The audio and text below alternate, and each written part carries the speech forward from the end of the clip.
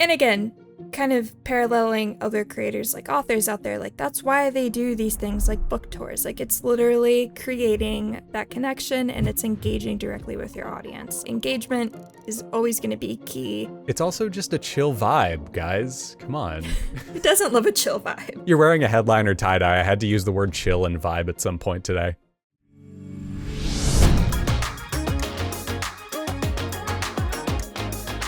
Hey everyone, and welcome to the Headliner Podcast. We're your hosts, Nicholas and Alyssa, and we're here to keep you in the loop on everything happening within podcasting and share what you can do to promote your show. So Alyssa, what are we talking about today? Today, we're going to be talking a little bit more kind of about marketing and branding, but more specifically kind of how to help brand your podcast and really help you kind of stand out in the crowd.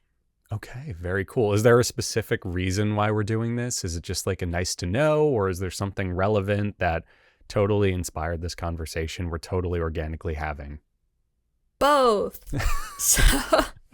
So kind of for some context, this week in podcasting, there's kind of this conversation about, not just this week, there's kind of this ongoing conversation, but anyways, is there too much competition in podcasting? This specific episode was kind of sparked all because this guy named Tom Webster, if you're in podcasting, he is one of the partners over at Sounds Profitable. He put this thing out on LinkedIn and it was basically just kind of a joke saying like, hey, you think podcasting's competitive? Try being an author. Because in the US alone, there was over 4 million new books published last year. That's a lot. Yeah. And, kind of with the joke of, oh, everybody has a podcast these days. Like, yes, there are a lot of podcasts. It's very hard, don't get me wrong. Could be worse, though. So that's kind of, thinking about that. But it kind of percolated throughout the little, our podcasting community. And it actually made the headline of Pod News, I think on Tuesday. I want to say that. Monday, Tuesday, something like that. Yeah. Yeah, early week. Anyways, so James Crinlin, editor of Pod News, which I do want to say, Headliner is actually a partner of both Pod News and Sounds Profitable, so shout out that. There you go. We love pat ourselves on the back. Yeah. We love some collabs there. But anyways, it's just, kind of percolated, and people have been just having this conversation like, is there too much? And I think both sources kind of pointed out, yes, it's hard. Yes, there's a lot of competition, but kind of, again, the comparison was being drawn between podcasting and other mediums. And for authors, 4 million new books published just in the US is insane. Sure. And what Pod News pointed out is there was 207,907 new podcasts globally, according to Listen Notes. So is the market saturated? I would say not. Competitive? Definitely. Okay, first off, I need to go take a step back because 4 million books a year in the US is already insane. And then, you bring up the 207,000 number. Yeah, that's a huge discrepancy for podcasts, right? That makes it seem so much less oversaturated when you just put those stats next to each other. And I want to point out, podcasts are a lot faster to make than a book. Take it from me. I've self-published 3 of them. Like, that becomes your life for a year to publish a single book. So you have a podcast that you're doing weekly. Yeah, it's a lot less of a competitive space. Is there a lot of people putting stuff out? Is there a lot of content out there? Of course. But you can find your niche and you can definitely carve out a little piece of that pie for yourself. It is a factor of maybe 20 times smaller than publishing. It may feel like everyone has a podcast, but comparatively, they're more likely to have a book. I think we've thrown this stat around before. The US's population is 350 million. So, almost 1 out of every whatever. I don't even know. I'm going to drop that stat completely. The point is, a lot less people have podcasts than books. Yeah, exactly. But, it kind of begs the question of, what can I do to stand out? Because, obviously, don't get us wrong. That's almost 250,000 new podcasts entering the market. That's a lot. And especially with so much kind of focus being on podcasting right now, podcast listenership is really taken off. I'm not even going to nobody cite me on this, please, please, please. But I think podcast, not like this, just the saturation of what podcasting is now almost like over 90% of US adults like know at least what a podcast is. Sure. So we're seeing like awareness and listenership climb. So, what can we do as podcasters to kind of help us stand out amongst the crowd? Yeah. And I think this is kind of something that we've said before, or that a lot of people have said, and it's just genuinely great advice that bears repeating. It is bearing down on your niche, right? If you're a business podcast, it's not just doing general business advice, but like specific to your industry, specific to your subset of that industry. I'm a video editor, right? So if I'm a video editor and I want to make a podcast about video editing, maybe I don't talk about all of video editing. Maybe I talk about, well, this is the video editing theory applied to podcasting, or something that I'm a bit more of an expert in, so that the people that enter my podcast are getting the specific knowledge that applies to them. There's another very common idea. I'm sure you've heard of it before, Alyssa. It's this guy, Kevin Kelly. He had this idea called the 1,000 True Fans Theory, which is for any kind of like content creation, web business, etc. So long as you have 1,000 people who will listen to every episode, buy your merchandise, etc., you're kind of in the gold there. It only really takes 1,000 true fans that are willing to put up, like, I think he said $100 a year for you to successfully do something, right? So I think that applies to dealing with this competitiveness in podcasting. You just have to find your audience. You have to tailor your content for that audience. And so long as they're happy, you're going to continue to grow, because we all know how these algorithms on the internet work, right? They see people responding positively to something, and then they introduce that content to other people that are into similar things, or they continue to show it to the people that were interested in the first place. Now, to that end, I'm sure there's something that a lot of people are thinking right now, which is, that's great. Hey, make more content, be consistent, tailor it for a specific audience. Great. Love it. What if I don't have the time to? That valid question. We were just joking about it before we hit record, where I was like, yeah, our advice is to basically give up on seeing your wife and children for a while so that you can be a podcasting genius or whatever. But Alyssa, I'm sure you also have like some tips that might be able to help you with that, or help people with that. Yeah, and I do want to say, like, it's a lot. Don't get me wrong. Like, we have our podcasts in addition to our full-time jobs, and it's like it can get a lot. Like, I'll admit we don't always have the most amount of time to dedicate to our show as we would like to, or as we would hope. But there are plenty of things that you can do, which a lot of these tips I actually kind of reverse engineered from what do authors do to promote their book, because like we've talked about what podcasters do, but like kind of what are other creators in slightly more competitive spaces doing to help kind of market, promote, grow, all of that stuff. But then also kind of along the way, like going to be shouting out some tools that help, because thankfully, especially for podcasters, there's a lot of brands and companies out there that they are also podcasters, like, Oh, wow, you're wearing the swag today. I didn't even piece that Yeah. together. Yeah, I went to the gym and I was like, I don't have time to change. And it was like, how fortuitous that I wore a Headliner shirt to the gym today. Awesome. Nice. But anyways, that's how my morning went. But where I was going with this, there's plenty of companies out there that know the pain points, and they've tried to design specific solutions for podcasters to kind of help give that time back. There's plenty of free tools. Of course, Headliner, I'll shout it out. We've done a lot to kind of help kind of smooth the whole process, to kind of give you an end-to-end all-in-one tool to help just very quickly like do things that help to kind of optimize content. So we're going to be thinking about like transcriptions, show notes, YouTube descriptions, social captions, all of that kind of branded to your show, just kind of looking at your RSS feed. And again, we'll kind of talk a little bit more about, how to make a brand, how to present that brand consistently. But tools like that, Eddie by Headliner, super easy, super simple, free for a lot of podcasters to use to kind of help along the way. Other tools, we know that video is super popular right now. So again, there's like 100 different kind of video clipping, video captioning tools out there. We've got like Headliner, there's Opus, there's Riverside, there's Descript. Those are kind of, top of mind when I think about like podcasts. Well, not necessarily podcasting first, but kind of creator first tools. Yeah. There's no shortage out there. So don't worry. We're going to tell a lot of information, but there's tons of tools to help. Literally just Google like podcasting tools and you'll get so much help. It'll be great.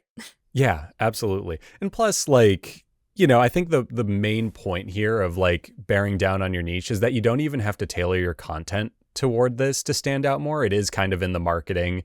It is in how you position yourself. I think one thing that's sort of underrated within podcasting is this idea of like, hey, I put my podcast out. Now what? Well, you can also go live outside of podcasting a little bit, right? You can do more standard content stuff that isn't tied to your show. You can post YouTube videos. You can post on social media, and not just like clips or segments from your podcast, though you should be doing that too because you've already made that stuff, right? And that's stuff that, like, again, like Headliner is really good at just repurposing your existing content. So you can always repurpose your existing podcasts and do that. But, even just making supplemental stuff. I think a lot of podcasters have found success in taking their episodes and being like, okay, let's just say I finished recording this podcast with you, Alyssa. I have a bit of that extra bandwidth before I have to do something. Let me grab my phone and do like a TikTok vlog style video really quick where I summarize this episode.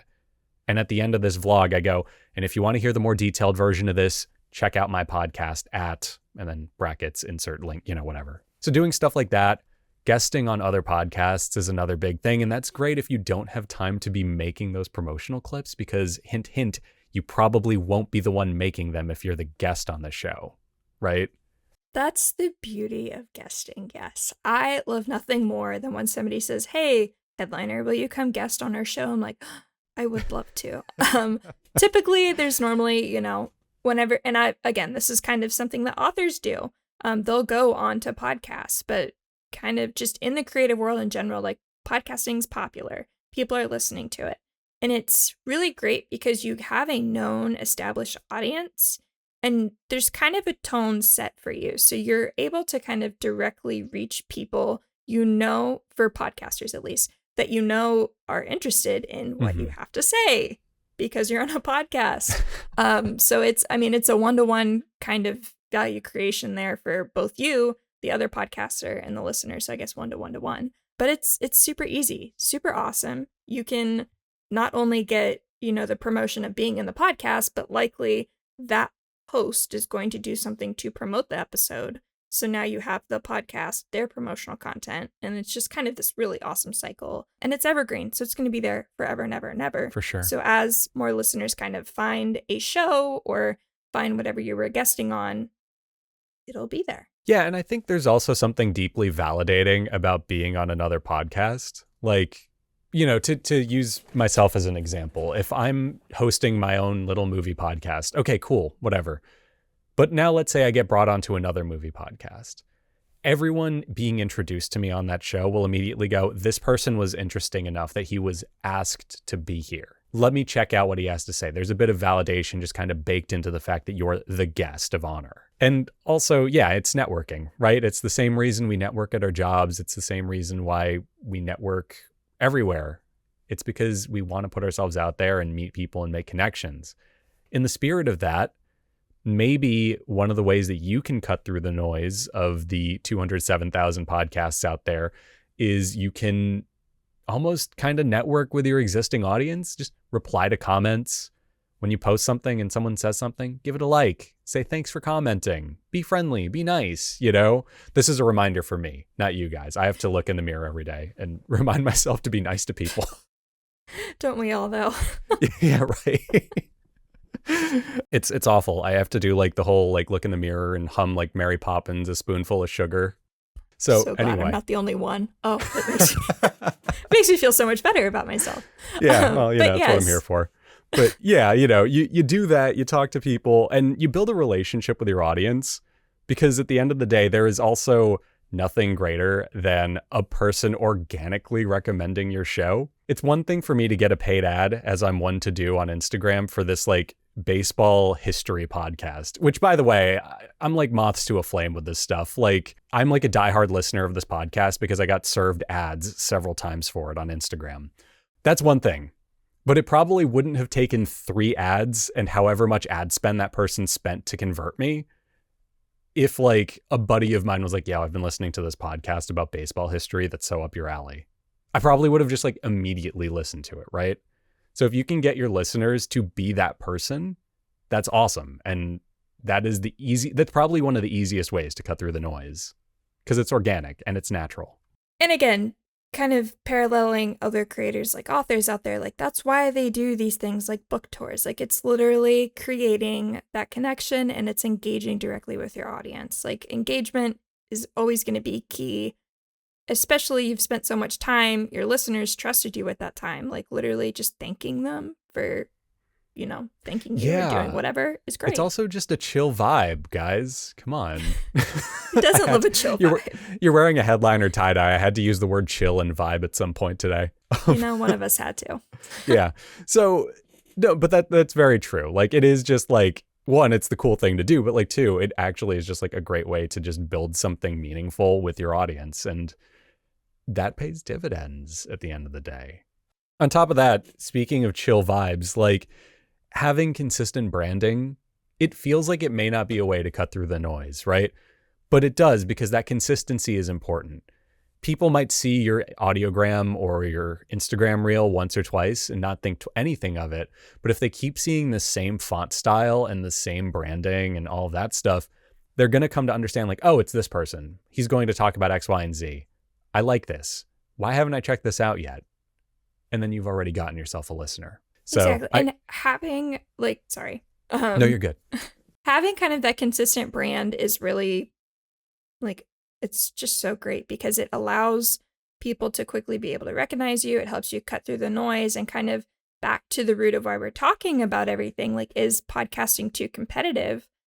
I mean, the argument could be, that as long as you are doing everything to kind of put yourself forward and cut through the noise by having those consistent colors, having those consistent fonts, having your show art, just kind of having simple variations, like it can seem like very daunting, but the really cool thing about having that brand that's consistent is that you're able to templatize it, and you can really like truthfully templatize your content from that as well. So not only is it easier for you, it's easier for people to recognize you in that same vein. And that's something that we're really good at doing. We do make it pretty easy for you to like template your audio style or your video styles on Headliner, simply so that you can come in with your content and you don't have to spend a lot of time remaking everything every single time you want a video. And, it goes back to my little joke earlier about, oh, it takes so much time to like really push your podcast and all that stuff.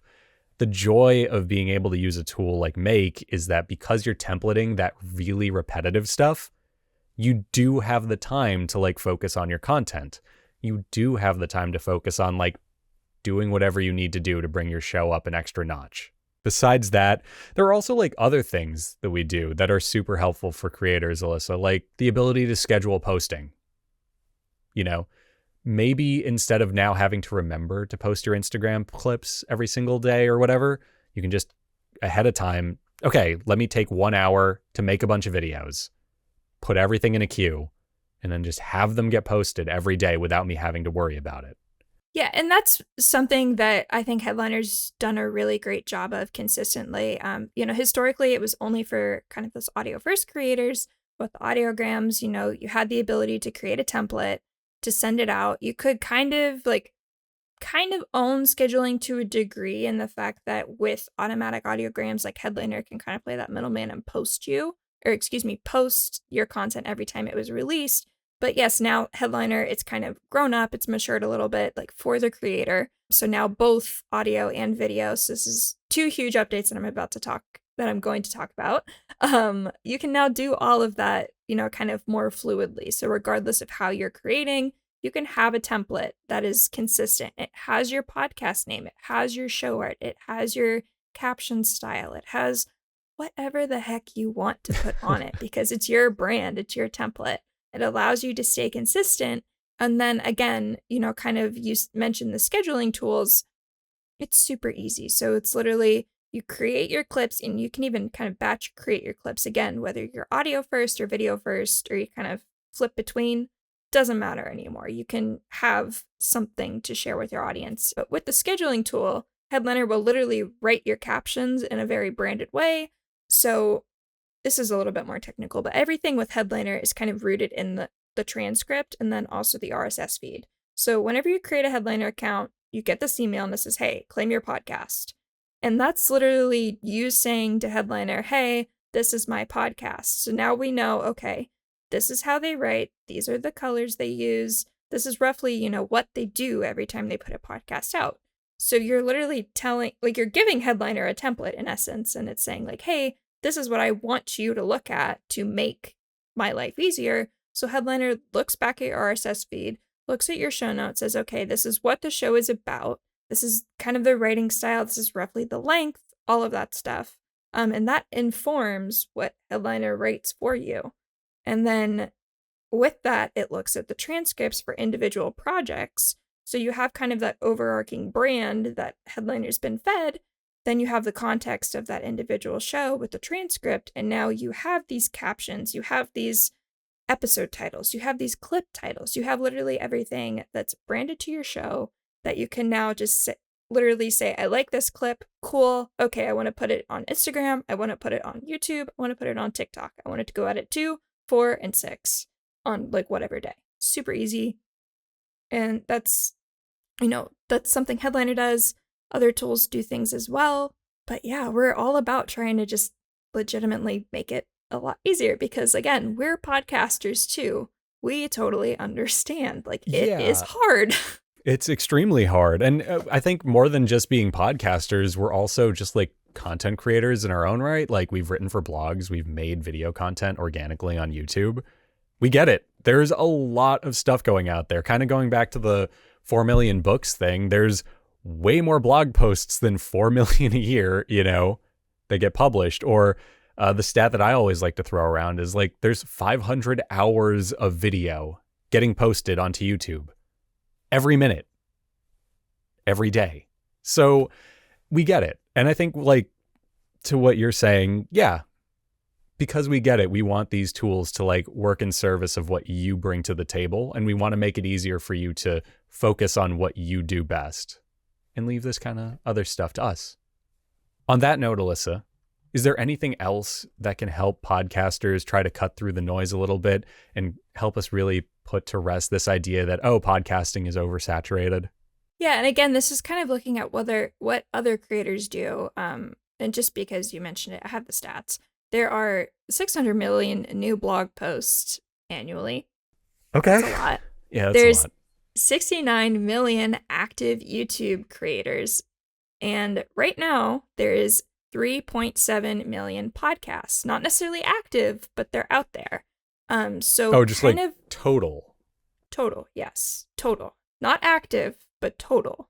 There are less podcasts total than there are books published in the US alone every year.